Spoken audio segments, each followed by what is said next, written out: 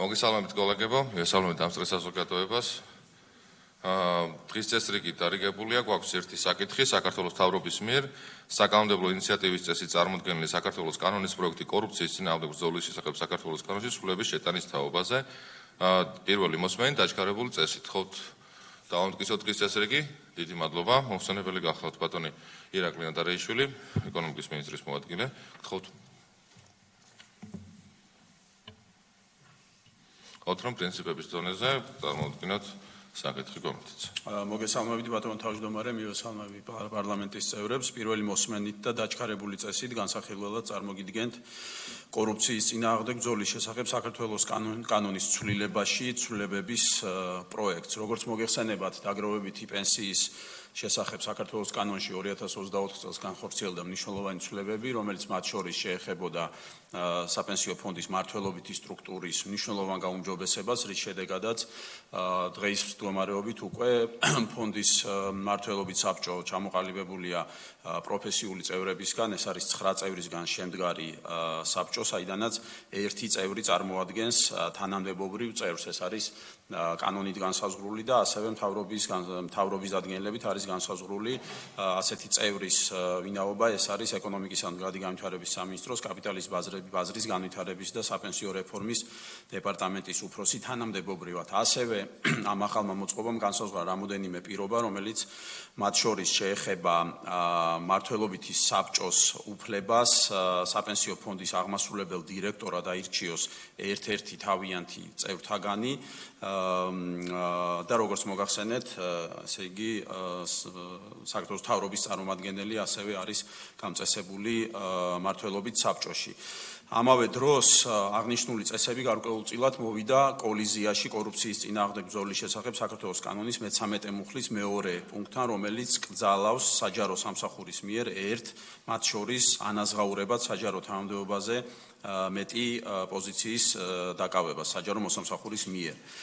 შესაბამისად ნორმატიული აქტების შესახებ საქართველოს ორგანული კანონის უპირატესი ძალით სარგებლობის პრინციპიდან გამომდინარე აღნიშნული კოლიზია მოგვარებულია 1 ნოემბრამდე, თუმცა ცვლილებების ძალაში შესვლის შემდეგ აღნიშნული საკითხი საჭიროებს უკვე სამართლებრივ ჩარევას საპენსიო მიმართულების მოწესრიგების თვალსაზრისით.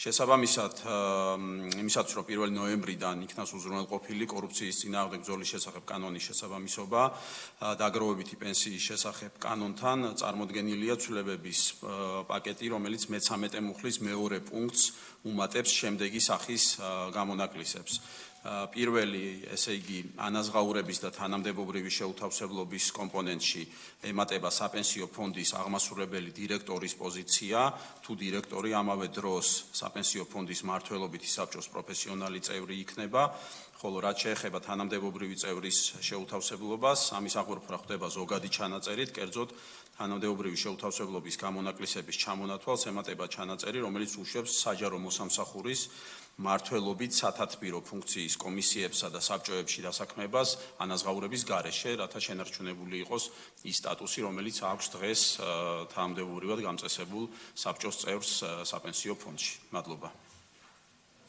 კოლეგო, კითხვები თუ არის? მარტივად რომ თქვა ბატონო ირაკლი, გამონაკლისი კეთდება, რომ თუ სათათბირო ან მმართველობითი ფუნქციის განხორციელებისთვის შექმნილი არის კომისია ან საბჭო, საჯარო მოსამსახურეს შეუძლია ამ საბჭოშიც დასაქმდეს, იმუშაოს, თავისი გამოცდილება, თავისი ცოდნა გაზიარებული იყოს, მაგრამ თავარი არის, რომ ანაზღაურება ამ ყველაფერში არ უნდა იყოს.